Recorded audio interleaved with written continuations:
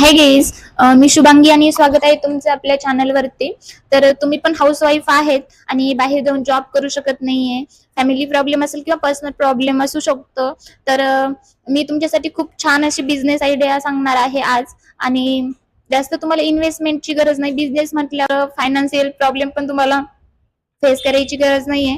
फक्त 4 ते 5 हजारामध्ये तुम्ही तुमचा बिझनेस सुरू करू शकता आणि ते पण तुम्ही तुमच्या किचन मधून सुरू करू शकता. आणि खूप ट्रेंडिंग असा बिझनेस आहे. बाहेर फंक्शनला वगैरे गेला तर प्रत्येक कार्यक्रम म्हणजे सुरुवात ही केक कट करूनच केली जाते.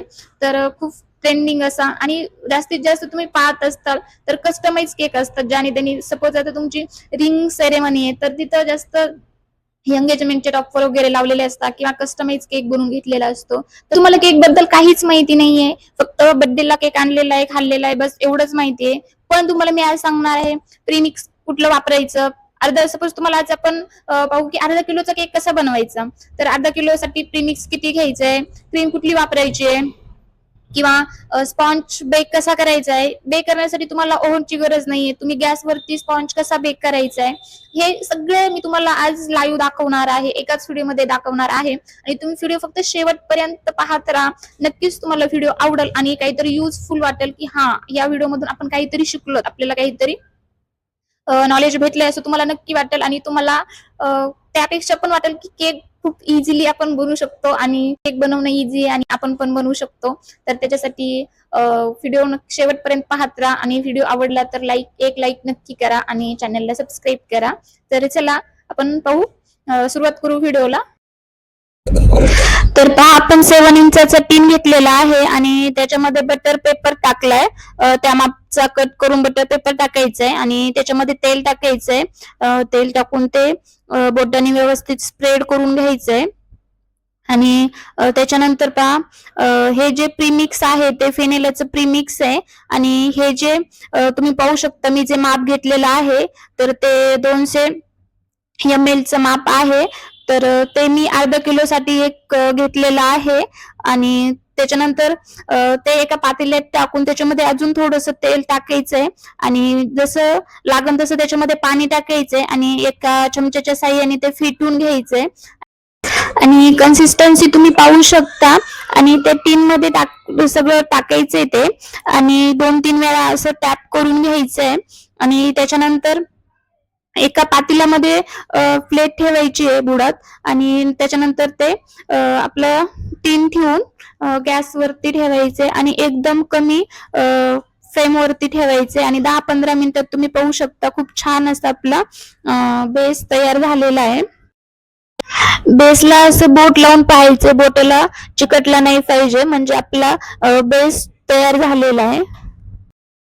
आता केक बनवायला घेताना बेस पूर्ण थंड झालेला पाहिजे, नाहीतर आपण त्याच्यामध्ये क्रीम टाकली तर क्रीम अशी वितळल्यासारखी होती आणि केक पण आपला वितळतो. आपण आईस केक बनवतोय, त्यामुळे बेस पूर्ण थंड होऊ द्यायचंय. आणि त्याच्यानंतर 2 लेअर मध्ये कट करून घ्यायचंय केक. आणि जी पहिली लेअर आहे त्याच्यावरती इसेन्स टाकायचंय. आता इसेन्स तयार करताना काय करायचंय, एका वाटीमध्ये थोडीशी साखर घ्यायची, त्याच्यामध्ये पाणी टाकायचंय आणि 2-4 थेंब इसेन्सचे टाकायचे.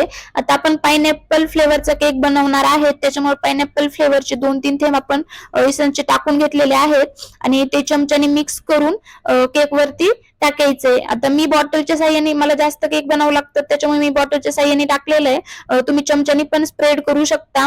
आणि त्याच्यानंतर दुसरी जी लेअर होती ती पण आपण ठेवली आहे, त्याच्यावरती पण इसेन्स टाकून त्याच्यावर ती पण आपण क्रीमनी कव्हर करून घेतलंय.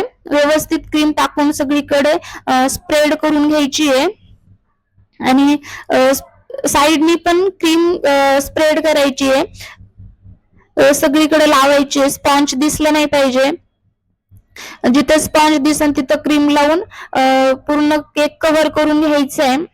आणि त्याच्यानंतर तुम्ही व्यवस्थित फिनिशिंग द्यायची आहे केकला. व्यवस्थित शेप गोल राऊंड मध्ये आपला केक दिसला पाहिजे, व्यवस्थित फिनिशिंग. आता व्यवस्थित फिनिशिंग देऊन झाल्याच्या नंतर आपण आता केक डेकोरेशन करणार आहे. आपण पायनॅपलचा केक बनवतोय, त्याच्यामुळे मी येलो कलर मध्ये केक बनवतेय.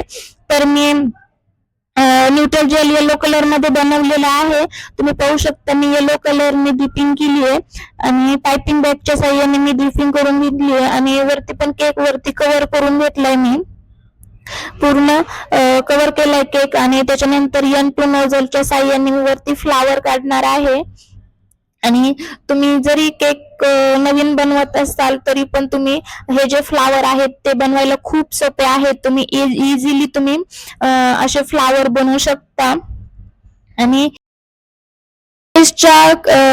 बेसला पण आपण N2 नोझलच्या साह्यानेच डॉट डॉट असे काढलेले, डॉट डॉट काढले तरी खूप छान अशी डिझाईन तयार होती.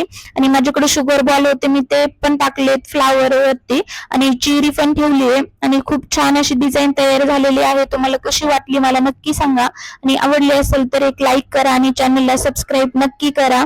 थँक्यू.